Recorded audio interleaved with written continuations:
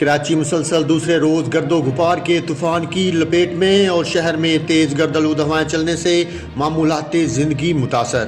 شہر قید میں آج بھی تیز ہواؤں اور گرد آلود فضا کے باعث نظام درہم برہم ہو کر رہ گیا۔ فضائی آلودگی کے باعث شہریوں کی معمولات زندگی متاثر، جبکہ عوام کو سانس لینے میں تکلیف کا بھی سامنا۔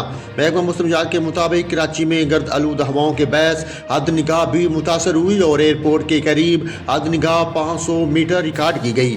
محکمہ موسمیات کے حکام کا کہنا ہے کہ کراچی میں اس وقت 35 کلومیٹر فی گھنٹہ کی رفتار سے گرد آلود ہوائیں چل رہی ہیں اور شہر کا درجہ حرارت 20 ڈگری سینٹی گریڈ ہے۔ گزشتہ روز شہر میں طوفانی ہواؤں کے جھکڑ چلنے کے باعث دیواریں گرنے اور مختلف حادثات میں 5 افراد جان بحق ہوئے تھے۔